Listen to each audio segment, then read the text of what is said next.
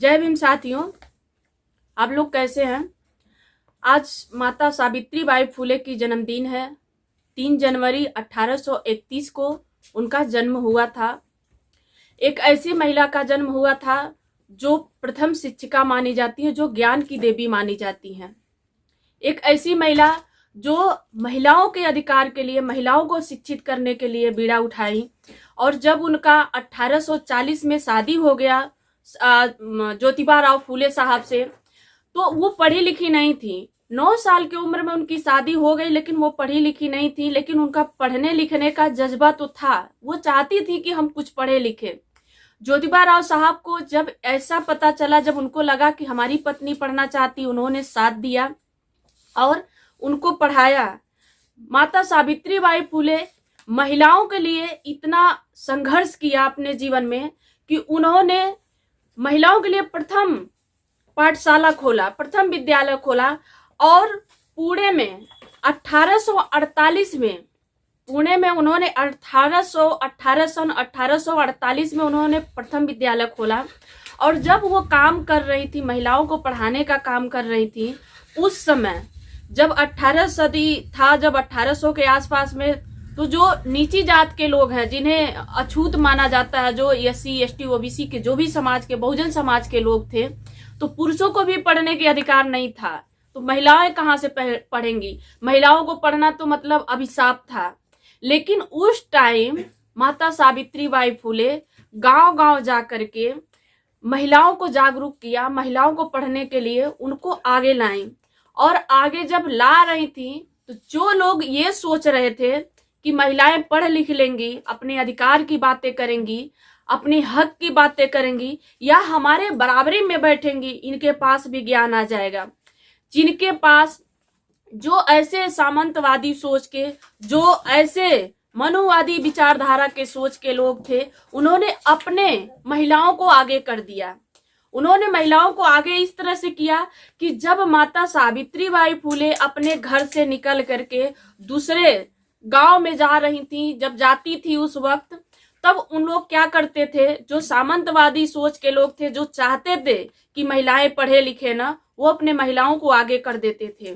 और जो मनुवादी विचारधारा के लोग थे, उनकी महिलाएं माता सावित्री बाई फुले पे कीचड़ फेंकती थी और गंदे फेंकती थी कि ताकि इनकी कपड़े गंदे हो जाएंगे, तब ये गांव में पढ़ाने के लिए, महिलाओं के लिए पढ़ाने के लिए नहीं जा पाएंगी।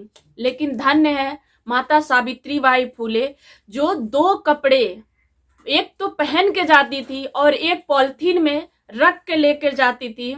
और जब वो जाती थी, जो उनके शरीर पे जो कीचड़ और गंदे फेंके रहते थे, उस साड़ी को वो निकाल करके, जो अच्छा साड़ी रहता था, जो उस साड़ी को वो पहनती थी और तब महिलाओं को पढ़ाती थी।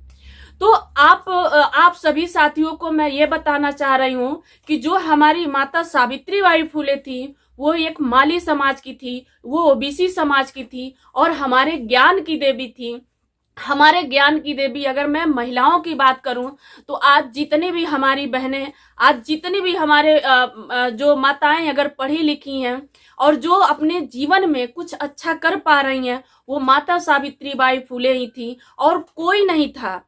अगर माता सावित्री बाई फुले 1840 में जब वो 40 से वो पढ़ाना शुरू कर दिया, उस वक्त आप सोच सकते हैं कि किस तरह से उस वक्त का समय रहा होगा, किस वक्त किस तरह से वो हमारे लोगों को पढ़ाने के लिए, हमारे लोगों को जागरूक करने के लिए वो किस तरह से संघर्ष उनके जीवन में रहा होगा। तो आप सभी साथियों को, खासकर मैं अपने OBC समाज के साथियों को, अपने बहनों को, अपने भाइयों को, अपने माताओं से मैं कहना चाह रही हूँ कि मेरी माताएं, मेरे बहनें, मेरे साथी, मेरे भाई, जो हमारी ज्ञान की देवी हैं, वो माता सावित्री बाई फुले थी। और 3 जनवरी 1831 की उनका जन्म हुआ था। एक ऐसे माता का जो हमारे जीवन में रोशनी लेकर के आई। आज हम लोग उनके बाद दौलत आज हम पढ़ पा रहे हैं। बाबा साहब जिस तरह से माता सावित्री बाई इस तरह महिलाओं को पढ़ाने लिखाने का बीड़ा उठाया, उन्हीं के विचारों को देखते हुए, उनके विचारों को लेते हुए अंबेडकर बाबा साहब ने हमारे अधिकारों को, हम महिलाओं को अधिकारों को संविधान में सबमिट कर दिया। संविधान में उन्होंने हमें लिख करके दे दिया कि हम भी पढ़ लिख सकते हैं और हम भी आगे बढ़ सकते हैं, हम भी नौकरी कर सकते हैं, हम भी मुख्यमंत्री बन सकते हैं, हम भी आईएएस पीसीएस हम भी कर सकते हैं।